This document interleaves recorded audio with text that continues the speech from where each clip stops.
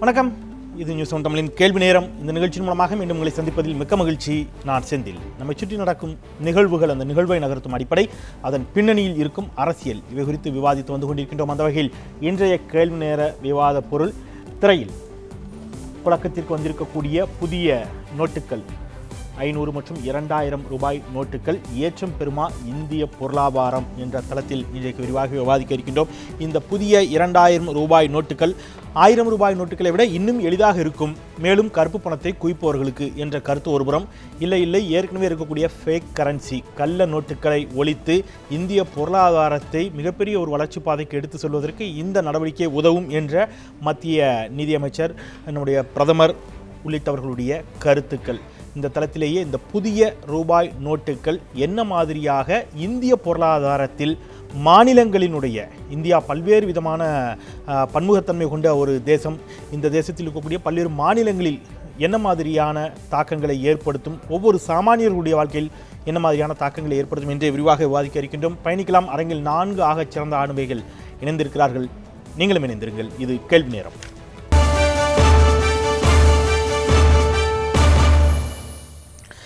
அரங்கில் நம்முடைய பொருளாதார வல்லுநர் திரு கோபாலகிருஷ்ணன் அவர்கள் இணைந்திருக்கிறார். வணக்கம் சொல்லி வரவேற்கிறேன். காங்கிரஸ் கட்சியினுடைய சட்டப்பேரவை கொறடா வழக்கறிஞர் விஜயதரணி அவர்கள் இணைகிறார்கள். அவருக்கும் என்னுடைய வணக்கம் வரவேற்கிறேன். பாரதிய விகாஸ் சக்தியின் சார்பில் மற்றும் மற்றொரு வழக்கறிஞர் திரு ராமூர்த்தி அவர்களை வணக்கம் சொல்லி வரவேற்கிறேன். திரு திருமுருகன் காந்தி அவர்கள் மே 17 இயக்கத்தின் சார்பில் இணைகிறார். 4வருக்கும் என்னுடைய வணக்கம். திரு கோபாலகிருஷ்ணன், உங்களிடமிருந்தே தொடங்கலாம் அப்படின்னு நினைக்கிறேன். அடிப்படையில் இருக்கக்கூடிய ஐயம் அப்படிங்கிறது, நீங்கள் மார்ச் 31 வரைக்கும் டைம் கொடுத்துருக்காங்க. ரிசர்வ் வங்கி சொல்லும் நீங்கள் எங்கெல்லாம் மாற்றிக்கலாம் அப்படின்னு. 500 1000 வங்கிகளுக்கான காலக்கெடு சற்று குறைவாகத்தான் இருக்கிறது. இந்த பழைய ரூபாய் நோட்டுகள் சந்தையில் இருக்கின்ற பொழுதே புதிய ரூபாய் நோட்டுகள் புழக்கத்திற்கு வருவது அப்படிங்கிறது வயதானவர்கள், முதியவர்கள், கிராமத்தில் இருக்கக்கூடியவர்களிடம் ஒரு குழப்பத்தை ஏற்படுத்தாதா? எது பழைய ரூபாய் நோட்டு, எது புதிய ரூபாய் நோட்டு அப்படிங்கிறத பிரித்தாளக்கூடிய அளவிற்கு எல்லாரும் நம்ம நாட்டில் அந்த அளவிற்கு ஒரு ஒரு விழிப்புணர்வு சாமானிய மக்களிடம் இருக்கிறதா? இல்லை, அது விழிப்புணர்வு இல்லைனாலும் வரக்கூடிய காலகட்டம், அதாவது அந்த டிரான்சிஷன் அப்படின்னு சொல்லக்கூடிய ஒரு சிஸ்டம்லேருந்து இன்னொரு சிஸ்டமுக்கு மாறும்பொழுது, அதாவது நம்மளுடைய பொருளாதாரத்துடைய சைஸ், அந்த ஸ்கேலெல்லாம் எடுத்து பார்க்கும்போது பணப்புழக்கம் அப்படிங்கிறது பல லட்சம் கோடியில் இருக்குது. கிட்டத்தட்ட 500 1000 ரூபாய் நோட்டுடைய புழக்கம் மொத்த கேஷ் டிரான்சாக்ஷன்ஸில் கிட்டத்தட்ட 85% 500 1000 தான் இருக்குது. அதனால் இந்த சிஸ்டம் மாறுவதற்கு சில காலம், உடனடியாக ஓவர் நைட்டாக இந்த டிரான்சிஷன் வரும் அப்படின்னு எதிர்பார்க்க முடியாது. பட் நிச்சயமாக இப்போ இருக்கக்கூடிய டெக்னாலஜி, இப்போ இருக்கக்கூடிய அந்த மாஸ் மீடியா, இது போன்ற தொலைத்தொடர்பு வசதிகள்னால அந்த அவேர்னஸ் அப்படிங்கிறது நேச்சுரலி வரும். அண்ட் மோரோவர் இப்போ அந்த 2000 ரூபாய் நோட்டு பார்க்கும்போது அந்த கலர் ஸ்கீமே மாறி இருக்குது, பிங்க் கலரில் மாறி இருக்குது.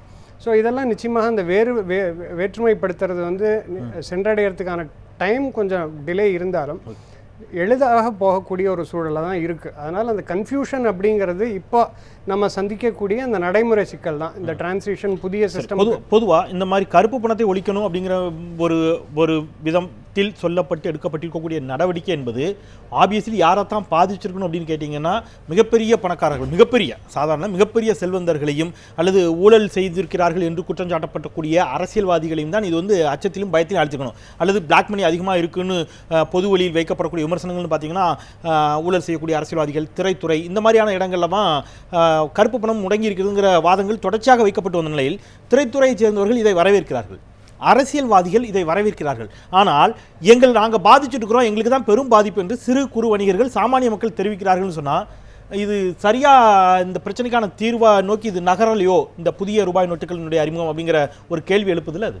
இல்லை, இது அதாவது இப்போ அந்த டிரான்சிஷனில் இருக்கக்கூடிய இந்த நடைமுறை சிக்கல், அதாவது கையிருப்பு இருக்குது, அதை வந்து பிளாக்காக ஒயிட் ஆக்குறது. அதாவது இப்போ இந்த திட்டம் எதனால் அப்படின்னா, அந்த பெரிய முதலைகள், பண முதலைகளை மட்டும் அது மட்டும்தான் பாதிக்கப்படும் அப்படின்னு இல்லை. இப்போ ஈவன் அப்பர் மிடில் கிளாஸ்லேயே இப்போ 5-10 லட்சம் 50 லட்சம் வரைக்கும் கேஷ் வைத்திருக்கிறார்கள். நேற்றுக்கு நம்ம முந்தானேத்து 8th நைட் ஜுவல்லரி ஷோரூம்ஸில் பார்த்தோம், விடிய அங்கே தங்கம் வாங்கப்பட்டிருக்கு. அதெல்லாம் வந்து இப்போ அந்த பாலிட்டிஷியன்ஸோ இல்லை ஹை எண்டில் இருக்கிறவங்க கிடையாது, மிடில் கிளாஸில் இருக்கிறவங்க பணத்தை வைத்திருப்பவர்கள். ஸோ அதனால் இது நிச்சயமாக இந்த பிளாக் மணி அப்படிங்கிறது நம்ம அதான் அப்படி பார்த்தா கூட அவங்க ஏதோ ஒரு இடத்துல அதை கோல்டாக கன்வெர்ட் பண்ணிட்டாங்க, ரைட்? என்னுடைய கேள்வி என்பது, ஒரு 5 லட்சம் 10 லட்சம் வச்சிருக்கக்கூடிய அப்பர் மிடில் கிளாஸ் பீப்புள்ஸ் அதை கோல்டாக கன்வெர்ட் பண்ணுறதுக்கு ட்ரை பண்ணுறாங்க. எதுவுமே இல்லாதவங்க பதறாங்க. தினசரி பாக்கெட் நிறைய 500 ரூபாய் 1000 ரூபாய் வச்சிருக்கிற மக்கள் இல்லை, ஏடிஎம் வாசலில் வரிசையில் நிற்கிற மக்கள் பெரும்பாலும் மாத சம்பளம் வாங்கக்கூடியவர்களாகவும் தினக்கூலிகளாகவும் இருக்கிறாங்க. அவங்களுக்கு ஒரு பதற்றம் வருது. ஆனால் நாங்கள் வரவேற்கிறோம்னு சொல்லக்கூடியவங்க எல்லாரையும் தான் நம்ம இதுவரைக்கும் விமர்சித்தோம், இவங்ககிட்ட எல்லாம் தான் பிளாக் மணி இருக்குதுன்னு. அப்போ எல்லாமே தலைகீழாக இருக்குதுங்கிற இல்லை. இப்போ அந்த விமர்சனம் வரவேற்பு முக்கியமாக திரைத்துறை, நம்மெல்லாம் திரைத்துறை பற்றி தெரியும், முழுக்க முழுக்க கேஷ் டிரான்சாக்ஷன்ஸும் அண்டர் த டேபிள் டீலிங்ஸும் நடந்து கொண்டிருக்கு. இதெல்லாம் வந்து ஒரு வெளிப்படையாக சொல்லக்கூடிய விஷயமா தான் இருக்கும்.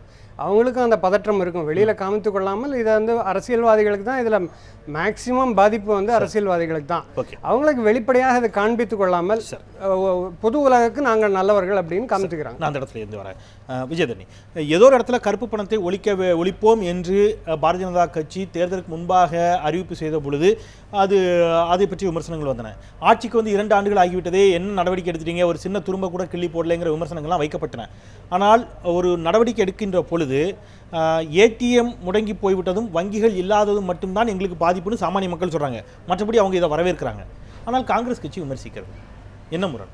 ஒருவேளை இந்த கருப்பு பணம் கள்ளப்பணத்தை ஒழிப்பதில் காங்கிரஸ் கட்சிக்கு விருப்பம் இல்லையோ? இல்லை, அப்படிலாம் கிடையாது. இப்போ எங்கள் தலைவர்கள்லேயே பெரும்பான்மையானவர்கள் வந்து கருப்பு பணத்தை ஒழிப்பதோ இல்லை ஃபேக் கரன்சி கள்ளப்பணத்தை ஒழிப்பதிலையோ நமக்கு மாற்று கருத்து இல்லை. ஏன்னா நாங்களும் அதற்கு வந்து முதல்ல சொன்னப்போ பாராளுமன்றத்திலே அது ஒத்துழைப்பு கொடுத்தோமே. எங்கள் காலத்திலே நிறைய பேரை நாங்கள் வந்து கண்டறிந்து அரெஸ்ட் பண்ணிலாம் நடவடிக்கை எடுத்தோம் கருப்பு பணம் விஷயத்தில். ஆகையால் அது ஒழிக்கப்படணுங்கிறதுல எங்களுக்கு மாற்று கருத்தே கிடையாது. ஆனால் அதே நேரம் இந்தியா முழுவதும் ஒரு நடைமுறை சிக்கலை ஏற்படுத்தி அந்த கருப்பு பணத்தை ஒழிக்கிறதுக்கு எடுக்கப்பட்ட நடவடிக்கை வந்து சரியில்லைங்கிறது தான் நாங்கள் விமர்சனம் பண்ணியிருக்கோம். எங்கள் தலைவர்கள் எல்லாருமே அந்த விமர்சனத்தை தான் முன் வச்சுருக்காங்க. இப்போது இந்த கருப்பு பணத்தை ஒழிப்பதற்கு இன்னும் நவீன முறையில் டெக்னாலஜிக்கலி இதை ஹேண்டில் பண்ணலாம். நீங்கள் இந்த 2000 ரூபாய் நோட்டு இன்னும் இப்போ வெளியான அடுத்த ஒரு 2 நாள்லேயே கூட அச்சடித்து வந்துடும் எங்கே இருந்தாவது. அதை உள்ள நாட்டுக்குள்ளே வராமல் தடுக்கிறதுக்கு தான் இவங்க நடவடிக்கை எடுக்கணும். நீங்கள் ஏன் எடுக்கல? அதை எடுத்து இல்லை, நாங்கள் எங்கள் டைமில் நிறைய பிடிபட்டுச்சு. காங்கிரஸ் ஆட்சி காலத்தில் ஃபேக் கரன்சி வந்து பார்டர்ஸில் நிறைய இடங்களில் கோஸ்டல் ஏரியாலாம் நாங்கள் நிறைய அதை காவல்துறை உளவுத்துறை மூலமாக பிடிபட்டுச்சு காங்கிரஸ் ஆட்சி காலத்தில். ஆனால் இப்போ ஒன்று கூட பிடிப்பட்டதா சரித்திரமே இல்லை, ஒன்றும் நியூஸே இல்லை, கரண்ட் அஃபேர்ஸில் ஒரு நியூஸும் இல்லை. அது பார்க்க போனால் உளவுத்துறையும் காவல்துறையும் என்ன செய்கிறது அந்தந்த மாநிலங்களில் இப்படிலாம் கேள்வி எழுகிறது. மத்திய உளவுத்துறை என்ன செஞ்சிட்ருக்கு? ஆகையால் கள்ளப்பணம் உள்ளே வருவது, நாட்டுக்குள்ளே வருவது ஒரு மாநிலங்களே எங்கெங்கே திருட்டுத்தனமாக அடிக்கப்படுது, இதெல்லாம் கண்டறிஞ்சு இந்த உளவுத்துறை ஏன் அதற்கு உடனடியாக நடவடிக்கை எடுக்கலை? அந்த ஒரு கேள்வி இருக்குது, அது ஏன் பண்ணலை? ரெண்டாவது, ஒரு புதிய நோட்டு வந்த உடனே காப்பி அடித்து உடனே அந்த பணத்தை உருவாக்கிடுறாங்க. அதை தடுக்கிறதுக்கான நடவடிக்கை தான் தீவிரப்படணும். அடுத்தது, கருப்பு பணத்தை பொறுத்தவரை அந்த கருப்பு பணம் எங்கெங்கே இருக்கிறது, எந்த அளவில் இருக்கிறது ஓரளவுக்கு உளவுத்துறைக்கெல்லாம் தெரியும். அதெல்லாம் ஃபஸ்ட்டு அட்டாச் பண்ணி எடுத்துருக்கணும். அதன் பின்னர் ஸ்கீம் மூலமாக டெபாசிட் பண்ணுறவங்கள கண்டறியணும். இப்போ அவங்களுக்கு ஒரு வாக்குறுதி கொடுத்துருப்பாங்க, உங்களை நாங்கள் டச் பண்ண மாட்டோன்ட்டு. சரி, அது அப்படியே பெண்டிங்கில் வச்சு கொடுத்தீங்களா? அவங்க அரசாங்கம் கொடுத்துருக்கு. நீங்க அந்த மாதிரி எதுவும் கொடுத்தீங்களா? நாங்க எதுவும் எங்ககிட்ட அப்படிலாம் ஒன்றும் கிடையாது. நான் வக்கீல் தொழில் ஆரம்பிச்சு பிராக்டிஸ் பண்ண காலத்துல இருந்தே செக்ல தான் இன்கம் வாங்கியிருக்கேன். நீங்க நான் உங்களை நீங்கன்னு கேட்டது உங்கள இல்ல. நோ கேஷ் இன்கமே கிடையாது. You are mistake. நான் நீங்கன்னு சொன்னது உங்கள இல்ல. நான் சொல்றது காங்கிரஸ் கட்சியே சொல்றீங்க. கடந்த ஐக்கிய முற்போக்கு கூட்டணி அரசு அந்த மாதிரி ஏதாவது கொடுத்தாங்க. எங்க கட்சியை பொறுத்த வரைக்கும் காங்கிரஸ் கட்சியை உறுதியா என்னால சொல்ல முடியும். முக்காவாசி பேர் என்ன மாதிரி தான் இருக்காங்க. நிறைய பேர் வக்கீல் தொழிலில் இருக்காங்க. நாங்க எல்லாருமே இந்த செக்கை வாங்கி டிடிஎஸ் டிடெக்ட் பண்ணி தான் வாங்கி அக்கௌண்ட்ல போடுறோம். இதே பழகி போச்சு. அடுத்தபடியா கருப்பு பணத்தை ஒரே ஒரு விஷயத்தை நான் சொல்ல விரும்புறேன். கருப்பு பணத்தை பொறுத்தவரை முதலாவது அந்த கருப்பு பணம் வைத்திருக்கக்கூடிய முதலைகளை முதல்ல அட்டாச் பண்ணோம். நம்ம ப்ராப்பர்ட்டி அட்டாச் பண்ணிருக்கலாம். நீங்க அவங்கள கிரிமினலா அட்டாச் பண்ணாட்டா கூட பார்ட்டிகள்ல இருந்து டிட்டாச் பண்ணீங்கன்னா கூட போதும்னு நினைக்கிறேன். இல்ல எல்லாரும் ஏதோ ஒரு பார்ட்டியோட அட்டாச் ஆயிருக்காங்க. அந்த பார்ட்டிஸ்ல இருந்து அவங்க டிட்டாச் பண்ணலாம். ஃபர்ஸ்ட் அட்டாச் ஆனாலே டிட்டாச் ஆயிருவாங்க, அவங்களே டிட்டாச் ஆயிருவாங்க. அப்படியெல்லாம் நடவடிக்கை எடுத்த பிறகு இந்த புதிய பணங்களை அவங்க வெளியில விட்டுருந்து நம்ம பழைய பணத்தை ரெக்கவர் பண்ணும்போது சாமானிய மக்களுக்கு கஷ்டம் இல்லாம இருந்திருக்கும். அதுக்கு ஒரு மெத்தட் இவால்வ் பண்ணிருக்கலாம். டெக்னாலஜிக்கலி இந்த மெத்தட் தப்புன்னு நான் நினைக்கிறேன். மக்கள் கஷ்டப்படுறாங்க. தலைகீழாக இருக்குது அப்படிங்கிறது ஒரு முரணாக இருக்குங்கிறதான் கேட்குறேன். நீங்கள் பதட்டமடைய வேண்டியவர்கள் நிதானமாக இருக்கிறார்கள், நிதானமாக இருக்க வேண்டியவர்கள் டெய்லி பாக்கெட்டில் 500 ரூபாய் 1000 ரூபாய் இல்லாதவர்கள் பதட்டம் அடைகிறார்கள் அப்படிங்கிறது இது அறிவிக்கப்பட்ட முறையில் மட்டும்தான் சிக்கலா அல்லது அறிவிப்பே சிக்கலா அப்படிங்கிறத நேற்று வச்சுருந்தோம். இந்த புதிய 2000 ரூபாய் நோட்டுகளினுடைய வரவு அப்படிங்கிறது 2 விதமான கருத்து இருக்குது. இந்திய பொருளாதாரத்தை ஏற்றம் பெற செய்யும், கருப்பு பணத்தை இன்னும் எளிதாக ஆக்கும் அப்படிங்கிற கருத்து. இது இந்தியா போன்ற பன்முகத்தன்மை கொண்ட ஒரு மாநிலத்தில் என்ன மாதிரியான தாக்கங்களை ஏற்படுத்தும்? இல்லை, அடிப்படையிலே வந்து நாங்கள் வைக்க வேண்டிய நாங்கள் மே 14 என்ன கேள்வி வைக்கிறோம்னால் கருப்பு பணம்ங்கிறது எதுங்கிறது தான் முக்கியம். கருப்பு பணம்ங்கிறது வந்து நீங்கள் ஒரு இங்கேருந்து ஏற்றுமதி பண்ணுறீங்க, 100 ரூபாய்க்கு ஏற்றுமதி பண்ணுறீங்க, அதில் 80 ரூபா மட்டும் கணக்கு காமிக்கிறீங்க, மீதி 20 ரூபாயை நீங்கள் வந்து வெளிநாட்டில் இருக்கக்கூடிய வங்கிகளை வச்சுக்கிறது, இப்படி சேமிப்பது தான் கருப்பு பணமாக வருகிறது. நீங்கள் கணக்கில் காமிக்காமல் போகிறது எல்லாமே இதெல்லாம் வெளிநாடுகளில் இருக்கக்கூடிய வங்கிகள் சேர்க்கக்கூடிய ஒரு விஷயங்கள் தான். இதை தவிர உங்களுக்கு கணக்கில் காமிக்காமல் இருக்கக்கூடிய பணத்தை நீங்கள் சேர்த்தோ பதுக்கியோ வைக்கிறது இல்லை. பொதுவாகவே அதை வந்து நீங்கள் ரியல் எஸ்டேட்டில் போடுவீங்க, தங்கம் வாங்குவீங்க, முதலீடு பண்ணுவீங்க. அப்போ இது வந்து என்னன்னா கருப்பு சந்தையை உருவாக்குது. கருப்பு பணம் என்பது தனித்த விதமெல்லாம் கிடையாது, கருப்பு சந்தை தான் வந்திருக்குது. அப்போ கருப்பு சந்தை, கருப்பு வணிகம், இதுதான் வந்து கருப்பு பொருளாதாரம், இதான் உருவாக்குது. ஸோ ஹாட் கேஷா வீட்டில் யாரும் வைக்கிறது இல்லை, கணக்கில் காட்டாத ஒரு வணிகம் நடந்துகிட்டு இருக்கு, வணிகம் நடந்துட்டே இருக்கும், அது சர்க்குலேட் ஆகிட்டு இருக்கக்கூடிய பணம் அது. அப்போ அந்த பணம் வந்து யாரோ என்ன சொல்றாங்க நினைக்கிறாங்கன்னா இதெல்லாம் கொண்டு போய் கட்டுக்கட்டா வந்து வீட்டில் பதுக்கி வச்சிருப்பாங்க, பெட்டு கடியில் வச்சிருப்பாங்க, அவங்க கொண்டு வந்து நேரம் பேங்க்ல கொடுத்தாங்கன்னா கப்புன்னு அதை பிடிச்சிக்கலாம் அப்படின்னு சொல்லி தான் எல்லா இடத்துலையும் பேசுறாங்க. உண்மையாக அப்படி கருப்பு சந்தையில் நடப்பது இல்லை. கருப்பு பணம் என்பது உள்ளுக்குள்ள இயங்கி கொண்டிருக்கிறது. அந்த பணத்தை வந்து முதலீடு வச்சிருப்போம். யாருமே ஒரு பணத்தை வந்து 1 கோடி ரூபாய் வச்சிருக்கவங்களுக்கு மிக நன்றாக தெரியும், பணத்தின் மதிப்பு இறங்கிட்டே இருக்குது. நீங்க சாதாரண வீட்டில் வச்சிருக்கிறத விட பேங்க்ல போட்டீங்கன்னா 7% உங்களுக்கு அப்ரிசியேஷன் வரும். நீங்க அப்ப பணத்தின் மதிப்பு வந்து உங்களுக்கு சில சதவீதம் குறையக்கூடிய இருப்போ யாருமே வந்து பணத்தை போய் வீட்டில் பதுக்கலாம் வைப்பாங்க. அதெல்லாம் பழைய காலத்தில் வச்சிருக்கக்கூடிய விஷயங்கள், அது இன்னும்லாம் அப்படிலாம் கிடையாது. அதை வந்து ஒரு பொருளாக மாற்றுகிறார்கள், சொத்தாக மாற்றிருக்கிறார்கள். அதுதான் இன்னைக்கு இயங்கிக்கிட்டு இருக்குது. அப்ப அவர்கள் வந்து அவர் கையில் அந்த பணம் எல்லாம் கிடையாது. ரெண்டாவது, ஒருவேளை ஒருத்தர் 40 கோடி 50 கோடி வச்சிருக்காருனால் அவர் 50 கோடி தூக்கி கொண்டு போய் நாளைக்கு வந்து வங்கியில் வந்து கொடுத்து கையை போய் மாட்ட போற ஆளாக இருக்க மாட்டார். 40 கோடி ரூபாய் உருவாக்க தெரிஞ்சவருக்கு அந்த 40 கோடி எப்படி பிரிச்சு அனுப்பணுங்கிற ரொம்ப இயல்பாகவே தெரியும். அதுக்கான கால அவகாசங்கள் இருக்குது. ஆகவே இப்ப கருப்பு பணத்தை பிடிப்பது என்பது எல்லாரும் பதுக்கி வச்சிருப்பாங்க, அது கொண்டாந்து கொடுப்பாங்க, அப்படியே பிடிச்சிருவாங்கன்னு சொல்லக்கூடியதெல்லாம் சுத்தமான நம்பக்கூடிய விஷயங்கள் அல்ல. இதான் நம்ம பார்க்க வேண்டியது. கருப்பு பொருளாதாரம் என்ன பண்ண போறோம்? இப்ப இந்த பணம் திரும்ப தான் வரும். இப்போ வந்து நீங்க ரியல் எஸ்டேட்ல போட்ட பணம் என்னாச்சு, தங்கத்துல போட்ட பணம் என்னாச்சு, வணிகத்துல போட்ட பணம் என்னாச்சு, இதை விட இதெல்லாம் வெளிநாட்டுல சேமிக்கப்படுது. அந்த வெளிநாட்டில் சேமிக்கப்பட்ட அந்த வங்கியில் சேமிக்கப்பட்ட பணங்கள் கருப்பு பணம் அப்படிங்கிறது அங்கதான் நிக்குது, இங்க இல்ல. அந்த பணம் திரும்பவும் ஹவாலா வழியா உள்ள வரப்போகுது. நீங்க ஹவாலாவை தடுத்து நிறுத்துவதற்கோ, இங்க கருப்பு சந்தையை நிறுத்துவதற்கோ, கருப்பு பொருளாதாரத்தை நிறுத்துவதற்கோ எந்த நடவடிக்கையும் இல்லாம நான் இந்த 500 ரூபாய் இந்த கடல்ல வச்சிருந்ததை நான் வந்து இப்ப பச்சை கடல்ல வச்சிருந்ததை வந்து மஞ்சள் கடல்ல மாத்த போறேன், அல்லது ரோஸ் கலர்ல மாத்த போறேன். இதுதான் இப்ப நடந்திருக்குது. ஆக இது வந்து கருப்பு பணத்தை ஒழிப்பதில்லை. ஆனால் இது யாரை பாதிக்குது என்பதுதான் மிக முக்கியமான கேள்வி. இது வந்து என்னன்னா, நீங்க சாதாரணமா ஒரு வணிகம் பண்ணக்கூடியவங்க, சில்லறையை வைத்து வணிகம் பண்ணக்கூடியவங்க, அவங்க சிறுகரிசு சேமிச்சு வச்சிருப்பாங்க. அந்த சேமிப்பு என்பது 20 வருடம் 30 வருடம் 10 வருடம் வச்சிருப்பாங்க. அது வந்து ஒரு தொகையாக மாறி இருக்கும். அந்த தொகையை வைத்து திருமணம் பண்ணுவாங்க, தொழில் ஆரம்பிப்பாங்க, வண்டி வாங்குவாங்க. இப்போ இவர்கள் எல்லாம் இன்னைக்கு வந்து கணக்கு காட்டக்கூடிய இடமா சொல்லி நகர்த்திருக்கிறாங்க.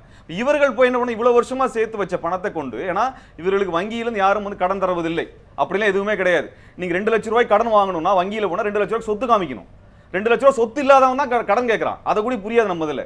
அப்படிப்பட்ட ஒரு சூழல்ல இவர்கள் தான் இன்னைக்கு பாதிக்கப்பட போற பெரிய மக்களாக இருக்கிறார்கள். இன்னைக்கு தெரியாது, 2 நாள்ல ஒண்ணும் தெரியாது. இனி வரக்கூடிய காலங்களில் தான் இவர் ஒட்டுமொத்த பணத்தை கொண்டு போய் நீங்க கொடுக்கணும், மாத்தணுங்கிற இடத்துல நடக்கக்கூடிய பிரச்சனைகள். அதுல என்ன சொல்றாங்கன்னா, உங்களோட வருட வருமானம் என்னவோ அதை விட தாண்டி இருக்கும் பட்சத்தில் உங்களுக்கு 200% வரி விதிப்பு எல்லாம் போடுறாங்க. நான் 10 வருஷமா சேர்த்து வச்சு 5 லட்சம் ரூபாய் வச்சிருக்கிறேன், என்னுடைய வருஷ வருமானம் 2.5 லட்சம் ரூபாய் தாண்டி இருச்சுன்னா நீ 50,000 ரூபாய் வந்து வரி போடுவீங்க. அதுக்கப்புறம் என்னோட நிலைமை என்ன ஆகுது?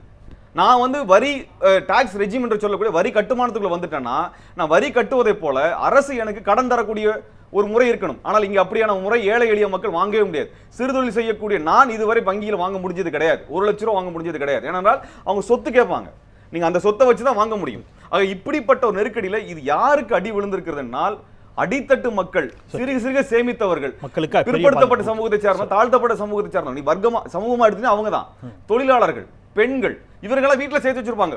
உங்க பொண்ணோட கல்யாணத்துக்கு 20 வருஷம் சேர்த்து வச்ச அம்மாக்கள்லாம் இருக்குதான் செய்யறாங்க. அந்த பணத்தை என்ன பண்ண போறீங்க நீங்க? ஆக கருப்பு பணம் என்பது நீங்க சொல்வதை போல மூட்டை மூட்டை அடுக்கி வச்சுட்டு கொண்டு கொடுக்கறதெல்லாம் சுத்தமான போய். நான் முதல் சுற்று அந்த அளவுல எடுத்துட்டு நான் மீண்டும் கூட வரேன். மீண்டும் வாய்ப்பு திரு ராமூர்த்தி ஒரு புதிய பார்வையில் அவர் இது அணுகிறாரு. நீங்க பணம் அப்படிங்கிறது ஹாட் கேஷா வீட்டில் வச்சுக்கிறது அல்ல. எஸ், ஓரளவு அது ஏற்புடைய வாதமாகத்தான் தோன்றுகிறது. நீங்க கருத்து மாறுபட்டா சொல்லுங்க. கருப்பு சந்தை உருவாக்கப்பட்டிருக்கிறது. நீங்க நகை அது கூட அவர்கள் பேர்ல இருக்காது, பினாமிஸ் பேரில் இருக்கும். நிறைய பெரிய தலைவர்கள், அரசியல்வாதிகள், டிரைவர்ஸ் பேரில் வச்சுருப்பாங்க. வீட்டில் வேலை பார்க்குறவங்க பேரில் இருக்கும். வீடு இருக்கும், தோட்டம் இருக்கும், இடம் இருக்கும். அப்போது இந்த கருப்பு சந்தை உருவாக்கப்பட்டிருக்கிறது. இதை எப்படி தடுக்க போறீங்க? பணமாக யாரும் கையில் வச்சுக்கல. இருக்கக்கூடிய பணமும் வெளிநாடுகளில் முதலீடு செய்யப்பட்டிருக்கும், அல்லது அந்தமான் மூலமாக வேறு ஏதோ ஒரு வழியில் திருப்பி அகைன் பங்கு சந்தைக்குள் கொண்டு வரப்படும் ஹவாலா பணமாக. இதை தடுக்க முடியாது. ஆனால் மாறாக கொஞ்சம் கொஞ்சமாக பால் ஊற்றிருப்பார், ஏன் பண்ணியிருப்பார். கிராமங்களில் சீட்டு பிரிப்பாங்க, ஏழை சீட்டு நடத்துவாங்க. அவருக்கு அதெல்லாம் எந்த அக்கௌண்ட்லையும் வராது, ரெசிப்ட் இருக்காது. சிறுக சிறுக சேர்த்து ஒரு 5 ஆண்டுகளையோ 3 ஆண்டுகளையோ 10 ஆண்டுகளையோ சேர்த்த பணம் ரியல் எஸ்டேட்டில் புரோக்கரேஜ் மூலமாக கமிஷன் வந்திருக்கும். இதெல்லாம் எந்த கணக்கில் அவங்க காட்டுவாங்க? அவங்கக்கிட்ட போய் நீங்கள் 200 விழுக்காடு அபராதமும் வரியும் செலுத்துங்கள்னு சொன்னால் அவருடைய வாழ்க்கை நிலை குலைந்து போகுங்கிறது தான் திருமுருகனுடைய வாதம். உங்களுடைய பதில்? இல்லை, இது மக்கள் மனசில் ஒரு பயத்தை ஏற்படுத்துவதற்காக சொல்லப்படுகின்ற ஒரு வாதம். நிச்சயமாக என்னென்னா, ஒருத்தர் ஒரு 20 வருஷமாக ஒரு 5 லட்சம் ரூபாய் சேர்க்குறாருன்னா அவருக்கு இதனால் எந்த பாதிப்பு வரும்னு எனக்கு தோணலை. திருமுருகன் ஒரு விஷயம் சொன்னார், அதுக்கு நான் பதில் சொல்லணும்னு நினைக்கிறேன். கருப்பு சந்தை ஒன்று உருவாகிட்டு இருக்கு, கருப்பு சந்தை ஒன்று நடைமுறையில் இருக்குன்னாரு. அந்த கருப்பு சந்தை எதன் மூலமாக நடைமுறையில் இருக்கின்றது? ஏனென்றால் 2011 2016 வரைக்குமான 5 வருட காலங்களில் இந்திய பொருளாதாரம் கிட்டத்தட்ட 30% உயர்ந்திருக்கின்றது. பணப்புழக்கம் 40% உயர்ந்திருக்கின்றது. இதில் இந்த 500 ரூபாய் நோட்டு மட்டும் 76%, 1000 ரூபா நோட்டு 109%. இந்த பணமெல்லாம் எங்கேருந்து வந்தது? ஸோ ரிசர்வ் பேங்க் கவர்னர் அன்றைக்கி அந்த 8ஆம் தேதி நைட்டில் சொன்னார், நிச்சயமாக ரிசர்வ் பேங்க்லேருந்து இந்த இவ்வளோ பணம் அச்சடிக்கவெல்லாம் வெளியிடலை. இல்லை, ஒரு சிறிய கருத்து மாறுபட நீங்கள் அதில் மாறுபட்ட கருத்து தான் முன்வைங்க. 109 விழுக்காடு அதிகமாக புழங்குகிறதுன்னு சொல்றதுல ஃபேக் கரன்சி மட்டும் அவர் குறிப்பிடல. அதை ஃபேக் கரன்சியை குறிப்பிடல, பிளாக் மணி கூட பிளாக் இல்லை. அதை தாண்டி 109% ஒரு கருத்து பொருளாதார நிபுணர்களால் இன்னொரு கருத்து வைக்கப்படுகிறது. தங்கத்திற்கு மேலாக நீங்கள் அதுக்கு இணையாக கரன்சியை டிஸ்ட்ரிபியூட் பண்ணுங்கிறது, அதற்கு அதிகமாக இவர்கள் பிரிண்ட் பண்ணி கொடுத்துருக்குறாங்க அப்படிங்கிற ஒரு குற்றச்சாட்டு வைக்கப்படுகிறது. இல்லை, இதை அணுகாமல் நம்ம எப்படி இந்த பிரச்சனை அணுகிறது?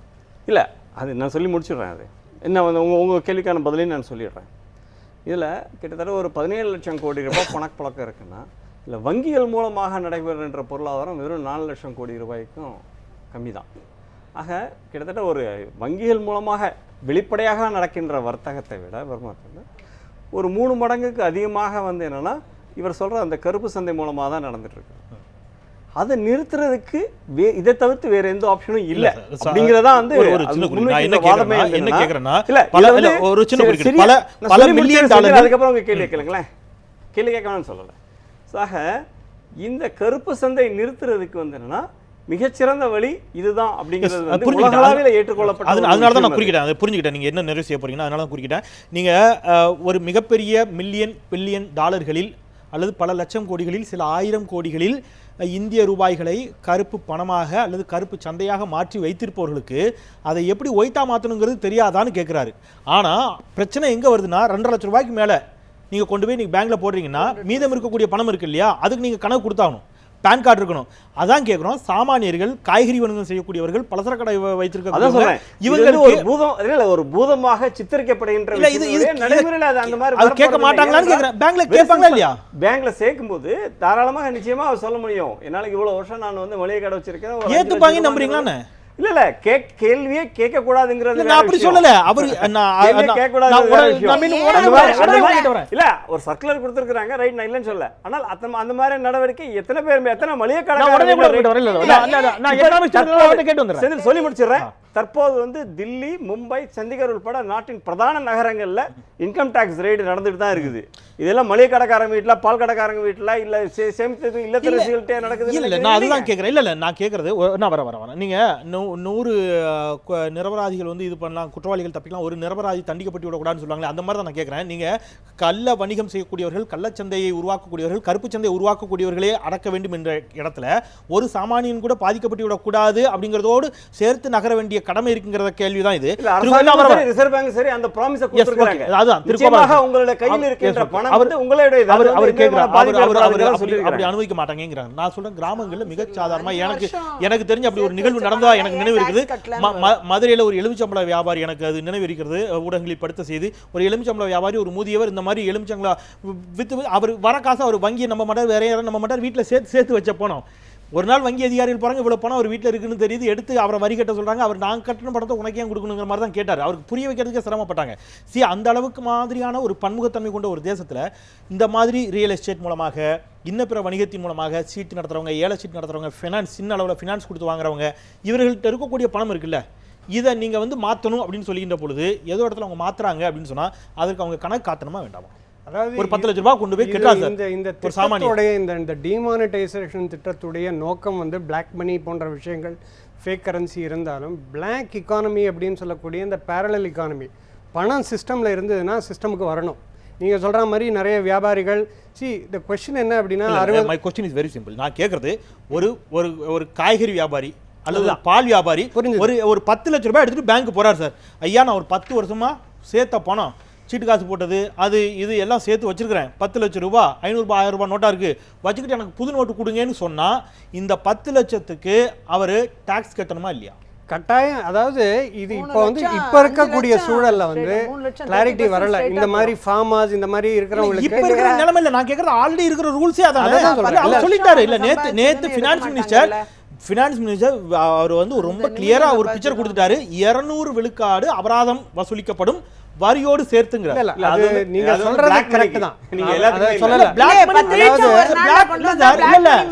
சாரி, பிளாக் மணிக்கு சொல்ல அவரு வருமானத்திற்கு அதிகமாக வரும், நீங்கள் சம்பாதிச்சிருக்கிற பணத்துக்குங்கறாரு. இந்த வருமானத்துக்கு அதிகமான டாக்ஸ் ரெஜிமே, இந்த வருமானம் இல்ல திரு ராமூர்த்தி, நான் கேக்குறது இப்பதான் இருக்குது. இல்ல ஆல்ரெடி இருக்குது.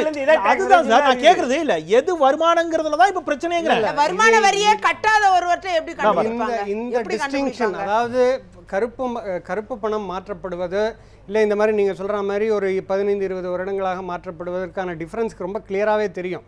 ஆனால் கேஸ் டு கேஸ் பேசிஸில் நிச்சயமாக தெரியும். ஒரு எலுமிச்சம்பழ வியாபாரி பண்ணியிருந்தாருன்னா எல்லாருக்குமே தெரியும் அவர் கருப்பு பணத்துல இல்ல.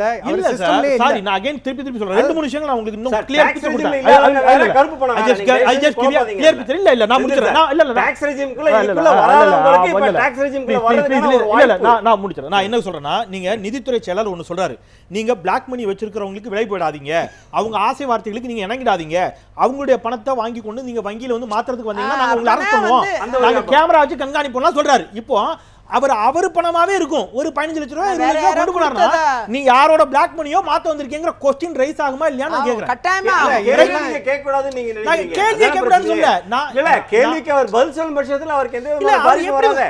எப்படி ஆன்சர் பண்ண முடியுங்கற? ஏன் பண்ண முடியாது? இல்ல சார், நான் 10 தாராளமா பண்ண முடியும். நான் 10 வருஷமா டாக்ஸ் ரெஜிம்க்கு வராதவங்க இதுக்குள்ள டாக்ஸ் ரெஜிம்க்கு வராமல வந்திருக்காங்க. எவ்வளவோ பேர் வந்து அதான் நான் இந்த சிஸ்டம், இந்த திட்டத்துடைய முழு நோக்கமுமே எல்லாம் இப்போ பணப்புழக்கத்தில் இருந்ததுன்னா அது ரெஃப்ளெக்ட் ஆக மாட்டேங்குது.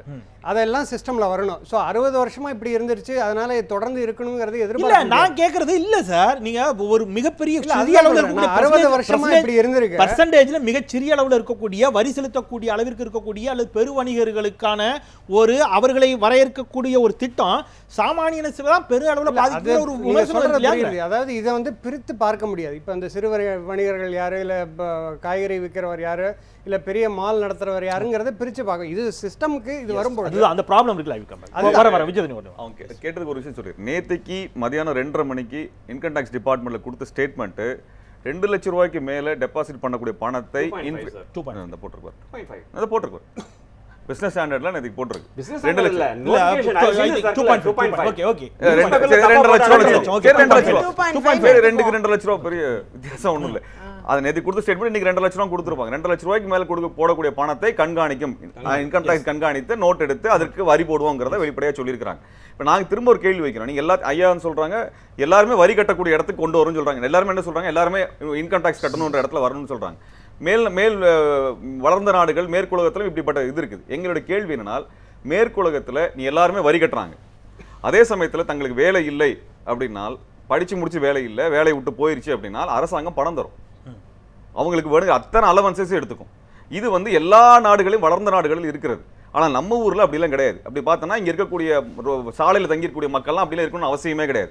அத்தனை பேரையுமே நீங்கள் வந்து வரி வசூலுக்கான ஒரு இடத்துக்கு கொண்டு வந்து நிறுத்தினீங்கன்னால் அவர்களை பாதுகாக்கக்கூடிய அரசை பொறுப்படுத்துக்குமா? அப்படி பார்த்தோம்னா இங்கே மருத்துவமனை தனியாராக இருக்குது, கல்வி தனியாராக இருக்குது, இங்கே அத்தனையுமே தனியாராக மாற்றப்பட்ட பிறகு எப்படி நடக்கும்? அப்ப நான் கேக்குறது வந்து நீங்க எல்லாத்தையுமே டாக்ஸ் ரெஜிம்குள்ள கொண்டு வரன்ற ஒண்ணு இருக்குது. எப்படி தான் ஸ்ட்ரீம்லைன் பண்றதுங்கிறது இல்ல இல்ல, அதுதான். தேசத்தினுடைய வருமானத்தையும் வரி வருவாயும் இல்ல, நான் எப்படி கேக்குறது streamline பண்றது? இல்ல ஒரே ஒரு விஷயம் என்னன்னா நாங்க என்ன சொல்றோம், நீங்க எல்லாத்தையும் டாக்ஸ் ரெஜிம்ல கொண்டு வரணும், எல்லாத்துக்கும் வாழ்வாதாரத்தை உத்தரவாதப்படுத்தணும், எல்லாத்தையுமே ஒரு வரையறைக்குள்ள கொண்டு வரணும், எல்லாத்துக்கும் சம பங்கு வாய்ப்பு கொடுக்கப்பட்டதா இருக்கும். இப்ப நான் ஒரே ஒரு சம்பவத்தை மட்டும் சொல்ல விரும்புறேன். நடந்த விஷயங்கள் 500 கோடிக்கு மேல் நீங்க கடன் வாங்கிட்டு திருப்பி தராத நான் பர்ஃபார்மிங் அசெட் வச்சிருக்கக்கூடியவர்கள அவங்களுடைய மொத்த கடனை வந்து தள்ளுபடி செஞ்சு அரசு வந்து உத்தரவிட்டு கிட்டத்தட்ட 1.25 லட்சம் கோடி ரூபாய் தள்ளுபடி செய்யப்பட்டிருக்கு. நான் பர்ஃபார்மிங் அசெட் நீங்க வங்கி கிட்ட கடன் வாங்கி இந்த தொழிலதிபர்கள் திரும்ப தரல, அப்படி வந்து கிட்டத்தட்ட 1.25 லட்சம் கோடி பணத்தை அரசு தள்ளுபடி செஞ்சது.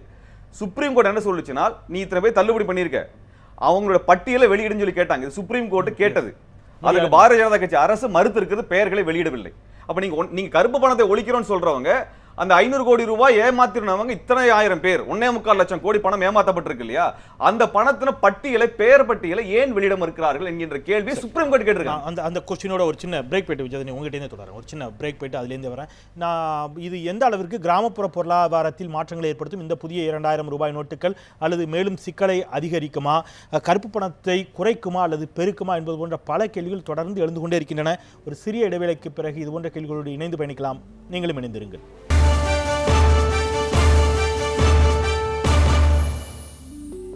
மீண்டும் வரவேற்கிறேன். இது கேள்வி நேரம். புதிய ரூபாய் நோட்டுகள் அறிமுகம் என்ன மாதிரியான பொருளாதார தாக்கங்களை ஏற்படுத்தும் என்பதை குறித்து விவாதித்துக் கொண்டிருக்கின்றோம் விஜயதரணி அவர்களிடமிருந்து. இதை காங்கிரஸ் செய்திருக்க வேண்டியது. 60 ஆண்டு காலமாக அவர்கள் இன்னும் சரியாக செய்யாமல் விட்டதனுடைய விளைவுங்கிறாங்க. ஆல்ரெடி ஜனதா கட்சி ஆட்சி காலத்தில் இந்த மாதிரி வந்துச்சு, 10,000 ரூபாய் நோட்டுக்கெல்லாம் தடை செய்யப்பட்டது. அதன் பிறகுதான் கருப்பு பணம் நிறைய வந்துச்சுங்கிறது வேற.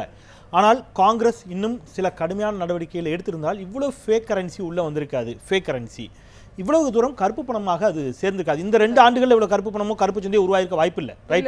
அப்போ அதை கட்டுப்படுத்துறதுக்கு சில கடுமையான நடவடிக்கைகள் எடுக்க வேண்டிய இடத்திற்கு மத்திய அரசு தள்ளப்பட்டிருக்கிறது. அதாவது 1975 ஜனதா ஆட்சி நேரத்திலே 5000, 1000, 10,000 ரூபாய் நோட்டெல்லாம் இதே மாதிரி மாற்றினாங்க. 40 ஆண்டு காலம் ஆச்சு. இதை மாதிரி திடீர்னு கொண்டு வந்து தான் மாற்றினாங்க ஒரு நாளைக்கு. அதுவும் ஆனால் கருப்பு பணத்தை ஏதாவது தடுக்க முடிஞ்சுதா? அதுக்கப்புறம் பண்ண முடிஞ்சதா? பண்ண முடியலையே. அதுவும் ஒரு நடவடிக்கை இன்னைக்கு நடந்த மாதிரி எடுத்திருக்காங்க. கருப்பு பணத்தை இல்ல அதாவது ஒரு நிமிஷம் சார், இருங்க சார், கொஞ்சம் இருங்க, நான் பேசி முடிச்சிடுறேன். நீங்களாம் பேசுறத பொறுமையா கேட்டேன்ல, நீங்களும் கேளுங்க நான் பேசுறத. அதாவது இந்த கருப்பு பணத்தை பொறுத்தவரை அப்பயும் இதை மாதிரி 5000, 10,000 ரூபா நோட்டெல்லாம் ஒரே நாளில் எடுத்தாங்க. அப்படி பண்ணும்பொழுது அதுக்கப்புறம் 40 வருஷத்துல கருப்பு பணம் எங்க இன்னும் அதிகம் ஆச்சே தவிர குறையல. அடுத்த 40 ஆண்டுகள் யாருடைய ஆட்சி? இல்ல அது எங்க ஆட்சியும் இருக்கும். எங்க ஆட்சியும் அதுல மெஜாரிட்டி இருக்கும். அதுல நீங்க பாத்தீங்கன்னா எங்க ஆட்சி தான். அந்த வகையில நீங்க பாத்தீங்கன்னா எங்களுடைய ஆட்சியை பொறுத்தவரை கருப்பு பணம் எங்கே இருக்கிறது என்பதை கரெக்டா டார்கெட் பண்ணி எடுத்தோம். ரெண்டாவது பாத்தீங்கன்னா இல்ல நிறைய பேர் கைது செய்யப்பட்டாங்க. நீங்க மும்பைல எல்லாம் பெரிய பெரிய ஆளுங்களை கைது செய்து, நாங்க கைது பண்ணதுக்கு பிஜேபி அவையெல்லாம் முடக்கினாங்க, பார்லிமெண்ட் முடக்கினாங்க. அத மாதிரி முக்கியமா ஒரு பெண் அதிபர் ஒருத்தரை, பெண் தொழிலதிபர் ஒருத்தரை கைது பண்ணோம். அது மாதிரி ஒரு இஸ்லாமிய சமூகத்தை சார்ந்த ஒருவரை கைது பண்ணோம். அந்த மாதிரி நிறைய பேரை கைது பண்ண நடவடிக்கை எடுக்கும் போதெல்லாம் இந்த முறை தவறு என்று பாராளுமன்றத்தை முடக்கினாங்க பிஜேபி. அப்படியெல்லாம் கருப்பு பணத்தை டார்கெட் பண்ணி எடுத்தோம் நாங்கள். அதே மாதிரி கள்ளப்பணம், ஃபேக் கரன்சி வந்து நாட்டுக்குள்ளே வராமல் இருக்கிறதுக்கும் நாட்டுக்குள்ளேயே பிரிண்ட் ஆகிறதையும் பிடிச்சோம். உளவுத்துறை மூலமாக நாங்கள் சாமர்த்தியமாக அதை பிடிச்சி அதெல்லாம் தண்டனைக்குள்ளாக்கணும். அப்பையும் பெரிய அளவில் வெகுண்டு எழுதாங்க. இந்த இந்துத்துவ அமைப்புகள்லாம் அதில் தகராறு பண்ணாங்க. இது முழுக்க மும்பையில் அதிகமாக நடந்தது இந்த விஷயங்கள்லாம்.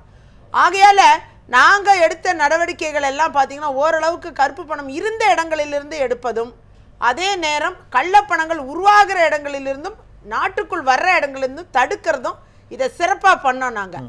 அதனால ஓரளவுக்கு அது கட்டுப்பாட்டிலே தான் இருந்தது. ஆனால் இன்னைக்கு வந்து கொண்டு வந்திருக்கிற இந்த 2000 இது வந்து 1975 ஆட்சி மாதிரி தான். இந்த 2000 ரூபாய் நோட்டுகள் என்ன மாதிரியான தாக்கங்கள் ஏற்படும்? 2000 ரூபாய் நோட்டு பொறுத்த வரைக்கும் இது மீண்டும் 2000 ரூபாய் நோட்டு தேக்கி வைக்க ஆரம்பிச்சாங்கன்னா அது இன்னொரு மாதிரி கருப்பு பணம். இன்னும் ஆமா, இன்னும் அது ரொம்ப மெலிசா இருக்குங்கிறாங்க, இன்னும் வெயிட் கம்மியா இருக்குங்கிறாங்க, என்னன்னோ சொல்றாங்க. ஆனா அதுல இன்னொரு விஷயம் சொல்றாங்க, அது எவ்வளவு உண்மைன்னு தெரியல. அது இருந்தா நவீனமயமாக்குறது, அப்படிலாம் எதுவும் இல்லைன்ட்டாங்க. நீங்க சொன்ன மாதிரி அதுல chip இருக்கு. GSM chip ஒண்ணும் இல்ல, அப்படிலாம் இல்லைன்ட்டாங்க. அதெல்லாம் நேற்றைய தினம் சொன்னாங்க. அப்படிலாம் ரிசர்வ் வங்கி சொல்லிடுச்சு, அப்படிலாம் எதுவுமே இல்லைன்ட்டாங்க. ஒருவேளை ட்ராக்கிங் டிவைஸ் இருந்ததுன்னா டெக்னாலஜிக்கலி ரொம்ப ஈஸி. கொள்ளையடிக்கிறவங்களுக்கு எங்கெங்க பணம் இருக்குது அப்படிங்கறது தெளிவா தெரிஞ்சு அடிப்பாங்க. ஐ திங்க் இல்ல, கொள்ளையடிக்கிறவங்களுக்கு ஈஸி, அதே நேரம் ஏன் இன்கம் டாக்ஸ் கூட ஈஸியா இருக்கலாம். நான் வரேன். டெக்னாலஜி இம்ப்ரூவ் ஆனா சந்தோஷம் தான். அவங்க அவர்களுடைய ஆட்சி காலத்தில் சிறப்பான நடவடிக்கை எடுக்கப்பட்டது. என்ன நடவடிக்கை எடுத்தாங்கன்னு அவங்க சொன்னாங்க. திரும்ப திரும்ப சொன்னது ஏதோ இல்ல, அவங்க என்ன சொன்னாங்க? அதான் மும்பைல ஒரு இடத்துல வந்து raid பண்ணிட்டாங்க. நாங்க 40 வருஷத்துல நாங்க பிடிச்சோம் இந்துத்துவ அமைப்புகள் எல்லாம் போராட்டம் நடத்துறாங்க. எந்த அமைப்பு யார் இங்க போராடினாங்க, எந்த பாராளுமன்றத்துல அவங்க பாருங்க, வரலாற்றை பின்னோக்கி பாருங்க. வரலாற்று வந்து 40 வருஷம் இல்ல 70 வருஷம் பின்னோக்கி பார்க்கும்போது இந்த கருப்பு சந்தையே நேருடைய சோசியலிசத்தினால வந்த பிணை தான். நீங்க ஒரு பக்கம் வந்து என்னன்னா சோசியலிசம் பேசிட்டு இன்னொரு பக்கம் உங்களுக்கு வேண்டிய முதலாளிகளை வளர்த்து விடுகின்ற ஒரு வேலையை தான் வந்து என்னன்னா இந்த காங்கிரஸ் அரசாங்கம் செய்தது. கருப்பு சந்தை வளர்வதற்கான வித்தே நேருவின் காலத்தில் தான் அது ஊன்றப்பட்டது. ஸோ ஒன்று நீங்கள் சோசியலிசம்னா முழுமையாக சோவியத் ரஷ்யா பாணியிலையோ இல்லை சீனா பாணியிலையோ போயிருக்கலாம். இல்லை சந்தை பொருளாதாரம்னா சந்தை பொருளாதாரத்தை முதல்லேருந்தே பண்ணியிருக்கலாம். நீங்கள் பேசினதெல்லாம் சோசியலிசம் பேசிட்டு செய்கிறதெல்லாம் வந்து என்னன்னா கிரானிக் கேபிட்டலிசமாக இருந்தது. அதனால வந்த விளைவுகள்லாம் இந்த கருப்பு சந்தை. சரி, இப்போ அதுல ஒரு சின்ன சந்தேகம். இல்ல அது உலகளவில் ஏற்பட்ட மாற்றம் 96 பிறகு வர விஜயதனி கம்பேக். அப்படி பார்த்தா கூட அதற்கும் வித்திட்டது காங்கிரஸ் தான் ஒரு கட்சி. இல்ல இல்ல, நம்முடைய நரசிம்மராவுக்கு அந்த பெருமையை கொடுத்து நம்ம தாண்டி வரணும். இல்ல, என்னுடைய கேள்வி இதுல இன்றைக்கு சமூக வலைதளத்தில் ஒரு பதிவு பார்க்க முடிஞ்சது. நான் அன்பார்ச்சுனேட்லி சேலம் போகின்ற பொழுது பார்த்து ரொம்ப ஆச்சரியமா இருந்துச்சு. ரிலையன்ஸ் பெட்ரோல் பங்க் திறந்து இருந்துச்சு. நான் பார்த்தேன், ஜஸ்ட் கடந்து போயிட்டா. அப்போ ஆப்வியஸ்லி எப்போவுமே இந்த பெட்ரோல் பங்க் திறந்திருக்கும் போல இருக்குன்னு தான் நான் நினைச்சேன். ஆனால் இன்றைக்கு சமூக வலைதளத்தில் ஒரு கருத்தை பார்த்தேன். திடீரென்று இவ்வளவு நாட்கள் மூடப்பட்டிருந்த ரிலையன்ஸ் பெட்ரோல் பங்குகள் எல்லாம் திறக்கப்பட்டிருப்பதனுடைய காரணம் என்ன என்ற ஒரு கேள்வி முன்வைத்து பெட்ரோல் பங்க் இப்பதான் மூடிட்டாங்கல்ல.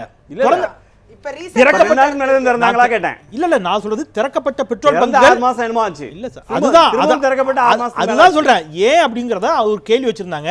இந்த நடவடிக்கைகள் எடுக்க போறது அவர்களுக்கு தெரிந்திருக்கும். 6 மாசத்துக்கு முன்னாடி அவங்களுக்கு தகவல் சொல்லிருப்பாங்கன்றீங்களா? நான் கேள்வி முடிச்சிடறேன் சார். சமூக வலைதளத்தில் வந்து ஒரு விமர்சனத்தை நான் வச்சிடறேன். நீங்க பதில் சொல்லுங்க. ஆனா குஜராத் ஏப்ரல் 1ஆம் தேதி வெளியாயிருக்கு. நான் வரேன் 1000 ரூபாய் நோட்டு மாற்றப்படும் குஜராத் ஏப்ரல் 1 வெளிப்படுத்தி இருக்காங்க. அது எப்படி? அது அது தகவல் அதெல்லாம் உங்களுக்கு எப்படி கிடைச்சது? என்ன क्वेश्चन என்ன நான் क्वेश्चन முடிச்சறேன். ப்ளீஸ் இல்ல நான் क्वेश्चन முடிச்சறேன். இல்ல என்னோட கேள்வி முடிச்சறேன். ரொம்ப துரதிர்ஷ்டமான விஷயம்.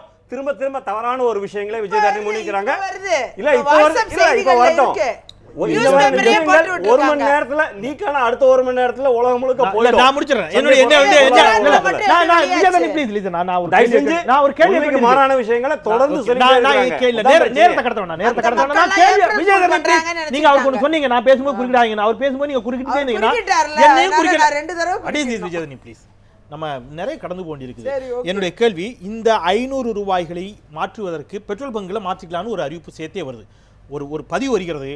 நீங்க 10 லிட்டரோ 20 லிட்டரோ போய்டும் அங்கே பெட்ரோல் கொடுக்கப்பட்டிருக்கும், டீசல் கொடுக்கப்பட்டிருக்கும். ஆனால் பல லட்சம் ரூபாய்கள் அல்லது சில கோடி ரூபாய்கள் இருக்கக்கூடிய எல்லா பெட்ரோல் பங்குகளும் சேர்ந்து பெட்ரோல் விற்பனை செய்ததாக கணக்கு காட்டினால் யாருக்கு தெரியும்?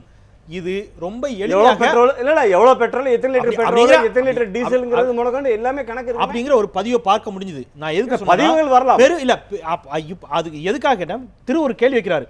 பெருநிறுவனங்கள் அல்லது மிகப்பெரிய இந்த மாதிரி பல மில்லியன் டாலர்களில் பல லட்சம் கோடிகளில் கருப்பு பணம் வைத்திருப்பவர்கள் அது ரொம்ப ஈஸியாக கன்வெர்ட் பண்ணுவாங்கிறதுக்கு இந்த மாதிரியான பதிவுகள் வருகிறது இல்லையா சமூக வலைதளங்களில். இதையும் அதையும் இணைத்து பார்க்கின்ற பொழுது அவர் சொல்ற கருத்தை அது வலுப்படுத்துற மாதிரி தானே இருக்குங்க. இல்லை, இது வந்து ஒரு கற்பனை அடிப்படையில் ஒரு ஹைபாத்தட்டிக்கலான ஒரு கொஸ்டின் தான் திரு அவர்கள் சொல்லுகின்றது. ஏன்னா என்றால் நிச்சயமாக வந்து என்னன்னா நான் சொல்ல சுப்ரீம் கோர்ட் ரெஃபர் பண்ணுறேன். இல்லை ஓகே, நான் அவர் முடிச்சுட்டு வரேன். சொல்லுங்க. இல்லை, அவர் 2 விஷயங்கள் சொன்னார். ஒன்று வந்து என்னன்னா NPS நான் பெர்ஃபார்மிங் அசெட்ஸ், அது டோட்டலாக டிஃப்ரெண்ட் இஷ்யூ. இந்த கருப்பு பண நடவடிக்கைக்கு அது ஒரு மெயின் இஷ்யூ சார். நீங்கள் வந்து இந்த கருப்பு பணத்துக்கு அந்த 500 ரூபாய் 1000 ரூபாயை வந்து டிமானிட்டைஸ் பண்ணதுக்கும் NPSக்கும் வந்து நேரடி தொடர்பு எதுவுமே இல்லை. நீங்கள் வந்து அது ஒரு தனியான ஒரு செய்யப்பட வேண்டிய ஒரு பொருளாதார ரீதியாக கடுமையாக எடுக்கப்பட வேண்டிய நடவடிக்கை நிச்சயமாக எடுத்தாகணும். அது யாருக்கும் மாற்று கருத்துக்க முடியாது. ஆனால் நீங்கள் அந்த இதை பண்ணிட்டீங்களா, அதனால் இதை நீங்கள் பண்ணியிருக்க கூடாது அப்படின்னு சொல்கிறது எந்த விதத்தில் நியாயமாக இருக்குங்கிறதா எனக்கும் தெரியல. இல்லை, இப்போ பல கேள்விகள் இருக்குது. இவங்க வந்து இப்போ அதிகாரத்தில் இருக்கக்கூடிய கட்சிகள், நாங்கள் சாதாரண மக்களுடைய பிரதிநிதிகளை தான் நாங்கள் பேசுகிறோம். அதனால் எங்கள் கேள்விகளுக்கு அவங்க பதில் சொல்ல வேண்டிய ஒரு எதிர்பார்ப்பு எங்கள் கிட்ட இருக்குது. இப்போ என்னன்னா வந்து நான் சொன்னது வந்து சுப்ரீம் கோர்ட்டில் நீங்கள் 1.25 லட்சம் கோடியை வந்து ரொம்ப எளிமையாக வந்து கடந்து போறீங்க. நாங்கள் யாராலும் நாங்கள் பேர் சொல்லுங்கிற அவசியம் இல்லைன்னு சொல்லி அப்போ அந்த 500 கோடி ரூபா வாங்கினவங்க எல்லாம் யாருங்கிறது தெரியல. இப்போ நான் ஒரு 500 கோடி ரூபா வாங்க முடிஞ்சதுன்னா நான் கடன் கட்ட வேண்டியது, திருப்பி கட்ட வேண்டியது ஆச்சு. 500 கோடி ரூபா என் பாக்கெட்டில் போயிடுச்சுன்னு அர்த்தம், அது என் பிஸ்னஸ்க்கு போயிடுச்சுன்னு அர்த்தம். அதே போல் அம்பானி குழுக்களுடைய முகேஷ் அம்பானியும் சரி அனில் அம்பானியும் சரி 2 பேரும் சேர்ந்து கிட்டத்தட்ட 3 லட்சம் கோடி ரூபாய் கடன் தர வேண்டியது இருக்கிறது. அதானி 96,000 கோடி கடன் தர வேண்டி இருக்கிறது. வீடியோகானுக்கு 46,000 கோடி, டாடா வந்து 70,000 கோடி, இப்படி மொத்தம் 7.5 லட்சம் கோடி பணம் என்பது இவர்கள்ட்ட மட்டுமே தேங்கி நிற்கிறது. அரசாங்கம் நம்ம கொடுக்குற முதலீடுகள்ல 7.5 லட்சம் கோடி 2 வருஷத்துல நடந்தது நீங்க இல்ல, நினைக்கிறீங்களா? இருங்க. இல்ல, இப்ப அது நாங்க தெரியல. பதில் சொன்னீங்க. நான் இது 2 வருஷத்துல நடந்தது பேசுறேன். அதையும் சொல்லிடுங்க. இது 2 வருஷமா 20 வருஷமா 200 70 வருஷமா வருஷமா தெரியாது. நான் கேட்கிற கேள்வி வந்து அரசு இன்னைக்கு அதிகாரத்தில் இருக்கக்கூடிய ஒரு இடத்துல நாங்கள் கேள்வி வைக்கிறோம். ஏன்னா அவங்ககிட்ட அதிகாரம் இருக்கிறது. இப்போ 7.5 லட்சம் கோடி இந்தியாவில் மொத்தமாக புழங்கக்கூடிய பணத்தினுடைய மதிப்பு கிட்டத்தட்ட 17.5 லட்சம் கோடி தான் சொன்னாங்க. 17 லட்சம் கோடி 7.5 லட்சம் கோடி பணப்புழக்கம் 7 லட்சம் கோடி சொத்துக்களை வந்து லட்சம் பட்ஜெட் பணப்புழக்கம் கடன் தொகை சொத்துக்களுடைய மதிப்பு இதெல்லாம்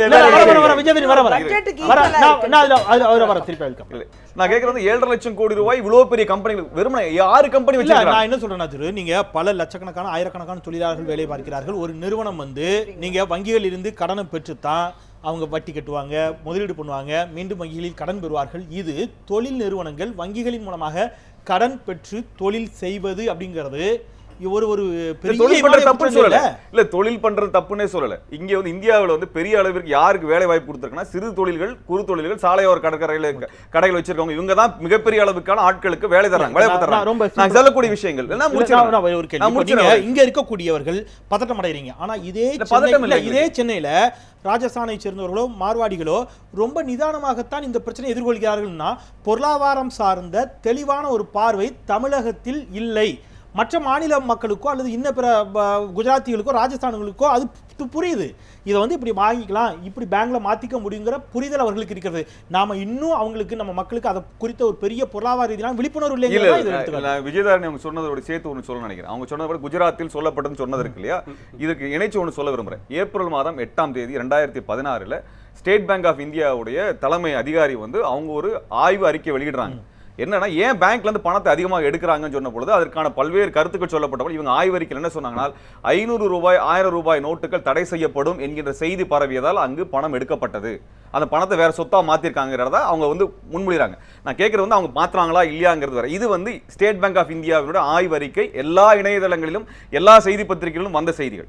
இதை தவிர 12 நாளுக்கு முன்னாடி சந்திரபாபு நாயுடு இதே கருத்தை சொல்லியிருக்கிறார், பாபா ராம்தேவும் சொல்லியிருக்கிறார். ஆக அந்த 500 ரூபாய் 1000 ரூபாய் நோட்டுகள் தடை செய்யப்படுவது என்பது ரகசியமாக எங்களை போன்ற சாமானிய மக்களுக்கு தான் இருந்ததே ஒழிய பெரிய வணிகத்துக்கு அது இயல்பாக தெரிஞ்ச விஷயமா தான் இருக்குது. இப்ப நடந்திருக்கிறது என்னன்னா, அவர்களுக்கு ஏற்கனவே இப்படிப்பட்ட யூகம் இருப்பது உள்ளே தெரிஞ்சிருக்கும் பட்சத்தில் அவர்கள் கருப்பு பணத்தை இன்னைக்கு வெள்ளையா மாத்திருப்பாங்க. ஆனால் நாங்கள் உழைத்து வைத்திருந்த வெள்ளையா வைத்திருந்த பணம் கருப்பா மாத்தப்படுது. இல்ல, நான் கேட்கிற கேள்வி, நான் கேள்வி அடிப்படை கேள்வி வர இது ஏற்கனவே விவாதிக்கப்பட்டதா இருக்குது. இப்ப நாங்க என்ன கேட்கிறோம்னா, நேத்திக்கும் முந்தா நேத்து நைட் 2 நாள் இரவு வந்து கோயம்பேட்டில் வந்திருக்கிற விவசாயிகள் அந்த காய்கறி கொண்டு விற்க வந்தவங்களுக்கு 500 ரூபா நோட்டு வருவாங்க. ஏன்னா 8:30 மணி தான் செய்தி வந்திருக்கு, அவங்க அதுக்கு முன்னாடி கிளம்பி வந்திருக்காங்க.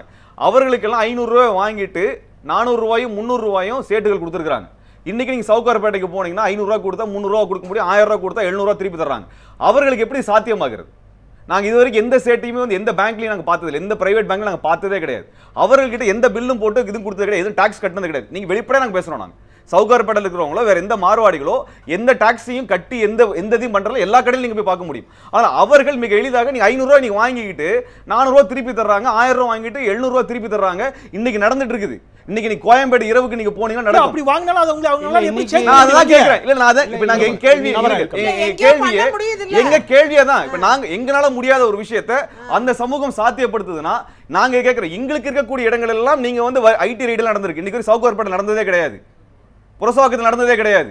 இவரோட அம்பானிகள் வீட்டில் அதானி வீட்டில் இதுவரைக்கும் நடந்ததே கிடையாது. இப்ப குஜராத்திகள் வீட்டில் ராஜஸ்தானி இருக்கிற மார்வாடிகள் வீட்டில் ஐடி ரைடே போனது இல்ல. எங்க ஆளுக்கள் வீட்டுல ஐடி ரைடு போவீங்க அப்படின்னா அரசாங்கத்துல நான் வெளிப்படையா சொல்றேன். நாங்க ஃபிளாட்டா நம்ம ஒரு வாதத்தை வைக்க ஸ்டேட் பேங்க் ஆஃப் இந்தியா ரிப்போர்ட்டை ரெஃபர் பண்ணி சொல்றேன். நான் State Bank of India report எப்படி கொடுக்கப்பட்டது, 8 மாசத்துக்கு முன்னாடி எப்படி கொடுக்கப்பட்டது? இல்ல then okay நான் என்ன கேக்குறேன் இல்ல அப்ப நீங்க சொல்லுங்க வர அப்ப நீங்க ஒரு குறிப்பிட்ட இல்ல செந்தில் கேக்குறேன் இல்ல எனக்கு இது எந்த அளவு ஏற்படாது இல்ல நான் கேக்குறேன் நீங்க அப்படி மார்வாடிகளும் சேட்டு சகார்பேட்ல வாங்கிக்கறாங்கன்னா அந்த பணத்தை அவங்க கொண்டு எங்க மாத்த முடியும்? அதான் கேக்குறோம் நாங்க எப்படி முடியுதுன்னு கேக்குறேன். அரசு தான் கண்டுபிடிச்சு சொல்லணும். இன்னைக்கு அரசு தான் சொல்ல, நாங்க எப்படி சொல்ல முடியும்? எங்களுக்கு எப்படி தெரியும்? இத வந்து அவங்க பண்ண எங்க சாதாரண வணிகனால பண்ண முடியல, ஹோட்டல் கடையில பண்ண முடியல, காய்கறி கடையில பண்ண முடியல, பெரிய பணக்கார பண்ண முடியல, நகை கடையில பண்ண முடியல. ஆனா இவன் எப்படி பண்றான்? இந்த கேள்விக்கு இந்த ரூபா நோட்டு யார் மாத்தி தர முடியும், எப்படி மாத்த முடியும்? இது ஹவாலால மாறும், பிளாக் மணியா மாறும். திரும்ப சொல்றேன், நீங்க ரூபா நோட்டுங்கற ஒரு இத வந்து மாத்துறீங்க யாருங்க? அதை யோசிச்சு பாருங்க. இன்னைக்கு வந்து இத்தனை பணத்தையும் வந்து மாத்துறது இது அத்தனையுமே வந்து நாளைக்கு வந்து ஸ்டாக் மார்க்கெட்ல வருது. ஹவாலாவை போய் ஸ்டாக் மார்க்கெட்ல வந்து உட்காருது. இதுதான் நடந்துட்டே இருக்குது. இதைத்தானே இவ்வளவு நாளா பார்த்துட்டு இருக்கோம். நீங்க வந்து நாங்க வச்சிருக்கக்கூடிய 1 லட்சம் 2 லட்சம் ரூபாய் எங்கிட்ட வரி புடுங்குறீங்க. ஆனால் இன்னைக்கு இவர்களால் மார்வாடிகள் வாங்கப்படக்கூடிய இந்த பணம் எங்க போய் உட்கார்ந்து இருக்கு? இதுக்கு முன்னாடி இந்த மாதிரியான நிறைய வாதங்கள்லாம் வைக்கப்பட்டிருக்குது. மலேசிய தமிழர்களை பற்றி பல வாதங்கள் அந்த மாதிரி வைக்கப்பட்டிருக்கு. உங்களுக்கு நினைவு இருக்குன்னு நினைக்கிறேன். இந்த மாதிரியான வாதங்கள்லாம் வெறும் ஒரு இனவாதத்தின் அடிப்படையின் மீது மட்டுமே நீங்க இதுக்கு முன்னாடி அப்படித்தான் சொல்லிருக்கீங்க. இந்தியா முழுவதுமே இன்னைக்கு ஓரளவுக்கு பொருளாதார அளவுல 1 லட்சம் 2 லட்சம் 4 லட்சம் ரூபாய் சம்பாதிக்கக்கூடியவர்கள் பிற்படுத்தப்பட்ட சமூகத்தை சார்ந்தா, தாழ்த்தப்பட்ட சமூகத்தை சார்ந்தவங்க. இவங்க தான் இன்னைக்கு படிச்சு வந்திருக்காங்க, ஏதோ வணிகம் பண்றாங்க, இப்படிதான் நடந்துட்டு இருக்குது. இது பிற்படுத்தப்பட்ட சமூகம், தாழ்த்தப்பட்ட சமூகத்தினுடைய ஒட்டுமொத்த பொருளாதாரம் முடக்கப்படுது இன்னைக்கு. அதான் நாங்க திரும்ப வைக்கிறோம். தமிழ்நாட்டில் வந்து பாத்தீங்கன்னா இது ஒரு வரலாறாக ஒவ்வொரு 20 வருடத்துக்கு ஒரு முறை நடந்திருக்கு. இன்னைக்கு தமிழ்நாட்டில் ஒவ்வொரு கிராமங்கள்ல இருந்து வந்தவர்களுடைய கொஞ்சம் குறைந்தபட்ச சேமிப்பு என்பது இன்னைக்கு புடுங்கப்பட போகுது. அத்தனை குடும்பம் எடுத்தாங்க. இந்த குற்றச்சாட்டு என்பது தனியாக வைக்கல. எங்களுக்கு வந்து 1940 பார்க்குற பர்மாவில் முதல்ல வந்து இதே மாதிரி பணத்தை நீங்க டிமானிட்டைஸ் பண்ணாங்க, பணம் செல்லாதுன்னு சொன்னாங்க. அங்க இருக்க தமிழர்கள் பிச்சைக்காரனா வந்தாங்க. அதற்கு பிறகு உங்களுக்கு இதே போன்ற ஒரு முறை வந்து அந்த பர்மால அனுப்புறதுக்கு முன்னாடி 2ஆம் உலக யுத்தம் நடந்து ஜப்பானுக்காக ரயில்வே போட்ட பொழுது ஜப்பான் அரசாங்கம் வந்து சுபாஷ் சந்திர போஸ் சொன்னாருங்கிறதுக்காக அங்க பலியிடப்பட்ட குடும்பங்களுக்கு பல லட்சம் பணங்கள் கொடுத்தாங்க. அந்த பணம் வாங்கும் பொழுது அந்த ஜப்பானிய அரசு வந்து அந்த பணத்தை தடை செய்து விட்டது.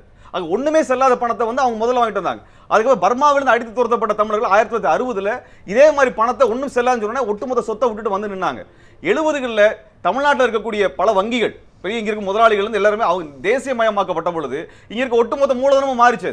அது தேசிய மூலதனம் மாறிச்ச ஒழிய இங்க இருக்கும் மூலதனம் மாறல. இன்னைக்கு 30 வருஷத்துல இங்க சாதாரண பிற்படுத்தப்பட்ட சமூகங்களும், பிற்படுத்தப்பட்ட சமூகத்தை சார்ந்தவர்களும், தாழ்த்தப்பட்ட சமூகத்தை சார்ந்தவர்களும் சேர்த்து சிறுக சிறுக சேர்த்து வைத்த பணம் மறுபடியும் இவர்களால் முடக்கப்படுகிறது என்பதுதான் எங்களுடைய வெளிப்படையான குற்றச்சாட்டு. திரு கோபாலகிருஷ்ணன் அவர் சொல்லக்கூடிய, நான் தென் மாவட்டத்தில் இருக்கக்கூடிய உழைக்கக்கூடிய மக்களாக இருக்கக்கூடிய தேவர் சமூகத்தைச் சேர்ந்த, நாடார் சமூகத்தைச் சேர்ந்த, தலித் சமூகத்தைச் சேர்ந்த, கொங்கு வேளாளர் சமூகம், இந்த மாதிரி இந்த சமூகத்தில் இருக்கக்கூடியவர்களுடைய வணிகம் அப்படிங்கிறதுல உழைப்பு அப்படிங்கிறது அது வந்து அவருடைய வணிகம்ங்கிறது ஒரு பெரிய வணிகமாக பில் போட்டு computerised bill, PAN card, tax இந்த மாதிரிலாம் இருக்காது.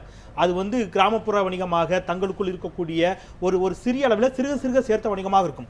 இந்த வணிகம் வந்து பறிபோய்விடும். இதன் மூலம் ஈட்டிய பொருளாதாரம் அவர்களுக்கு ஒரு பெரிய பாதிப்பை ஏற்படுத்தக்கூடிய ஒரு விஷயத்தை சொல்றாங்க. சுருக்கமா என்னன்னா, குறிப்பா வந்து பார்த்தா சில்லறை வர்த்தகத்தில் இருக்கக்கூடியவங்க, குறைஞ்சபட்சம் கை மாத்தா வாங்கி கொடுக்கக்கூடிய, கடன் கொடுக்கக்கூடிய, வட்டி கொடுக்கக்கூடியவர்கள், இவங்க எல்லாமே இதுக்குள்ள வரவே இல்லை. இவங்களுடைய ஒட்டுமொத்த பணம் இதெல்லாம் கேஷா தான் போகுது. நீங்க சொன்ன மாதிரி சீட்டு சேர்த்தது, பெண்கள் சேர்த்தது, இது எல்லாமே மாறுது. இல்ல, இது என்னுடைய வாதம். இது நான் வந்து ஒரு இனவாதமாக பார்க்கல. இவங்க ஏன் இந்த மாதிரி பண்றாங்க, இவங்க இன்னைக்கு ஈவினிங் ஐடி ரைட்ஸ் போயிருக்கு பல்வேறு ஏரியால, முக்கியமாக தமிழ்நாட்டில் நடக்கல இந்த ரெய்டு எல்லாமே மும்பை ஆபரேட்டர்ஸ்.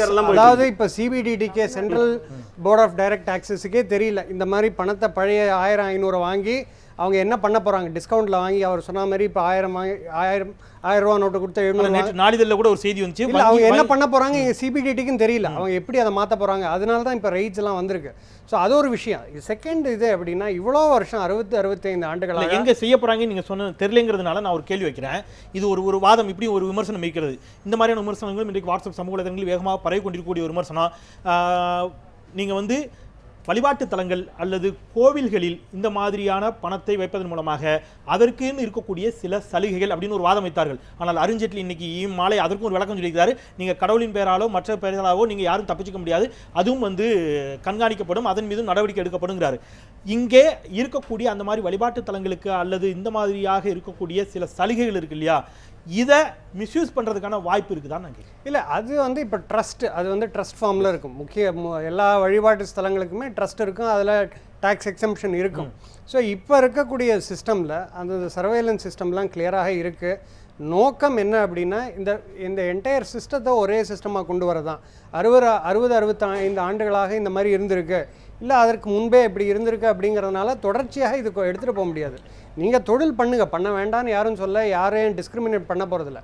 பண்ணக்கூடிய விஷயம் எல்லாம் சிஸ்டமேட்டிக்கா வரணும். அதுதான் ஃபினான்ஸ். நான் என்ன சொல்றேன், நீங்க இந்தியா மாதிரி ஒரு வளரும் நாட்டுல இல்ல அதுதான் சொல்றேன். இது வந்து ஒரு ஆண்டுல சிஸ்டமேட்டிக்னா நான் என்ன சொல்றேன், இல்ல இது வந்து இந்த மாற்றம் 6 மாதத்திலேயோ ஒரு இடத்துலயோ வர போறது கிடையாது.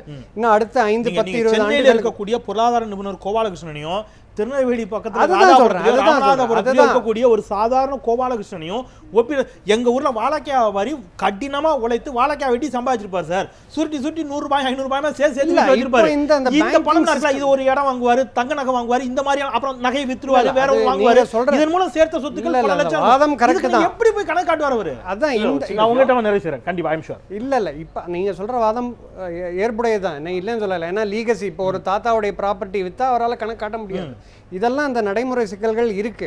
அதற்குண்டான வழிவகைகள் நிச்சயமாக, அதாவது இப்போ பேங்க் இல்ல இப்போ இந்த பேங்க்ல டெபாசிட் பண்ணும்போது கட்டாயம் ஐடி டிபார்ட்மெண்ட்டுக்கும் தெரியும் எது பிளாக்கு எது லீகசி, அதாவது தொடர்ந்து வந்த பணம் அப்படிங்கிறது தெரியும்.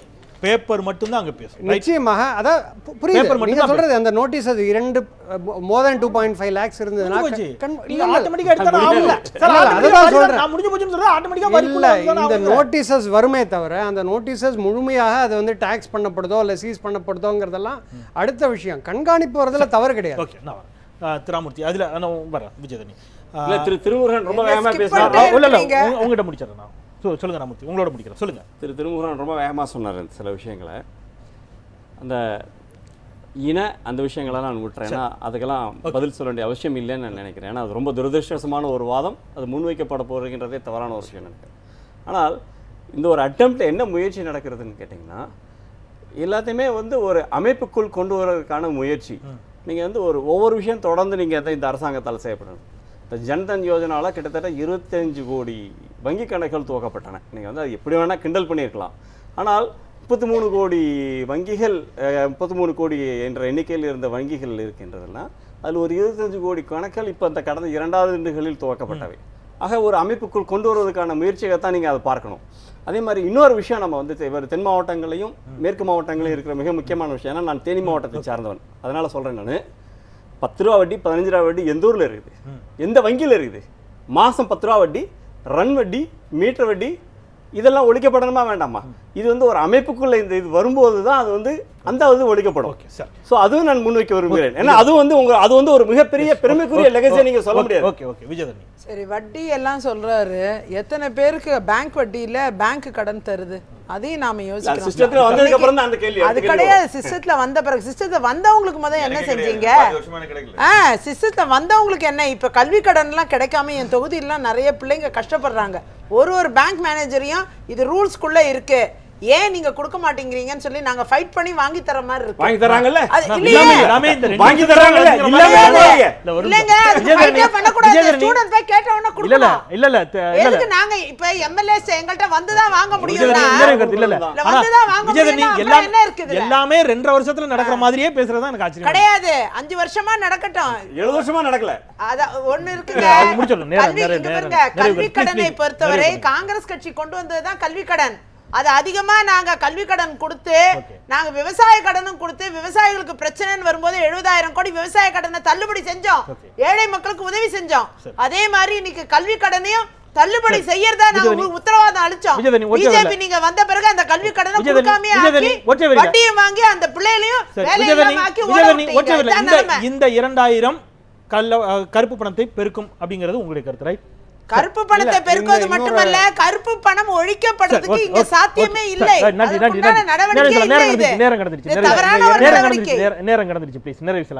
மக்கள் கஷ்டப்படுறாங்க. ஒரே ஒரு விஷயத்தை சொல்லி முடிக்கிறேன். வாட்ஸ்அப்போட கடைசி செய்தி இது, கட்டாயம் சொல்லியே ஆகணும். அதாவது இன்னைக்கு நம்ம முகநூல்களையும் வாட்ஸ்அப்லயும் இளைஞர்கள் போடுறத ஒரு அவங்களுக்காவது பெருமைப்படுத்தி சொல்லணும்னு நினைக்கிறேன். பெரிய சேஞ்ச் வரும்ட்டு மோடி வந்த பிறகு பெரிய சேஞ்ச் வரும்ட்டு ரொம்ப சொன்னாங்க. சேஞ்சுக்கு அர்த்தராத்திரியில் அல்லாற அளவுக்கு ஆகி போயிட்டாங்க மக்கள். இதுதான் நிலைமை. நேரம் கடந்துருச்சு. ப்ளீஸ், நாளும் தொடர்ச்சியான பணிகளுக்கு மத்தியில் எங்களோடு இணைந்தீர்கள்.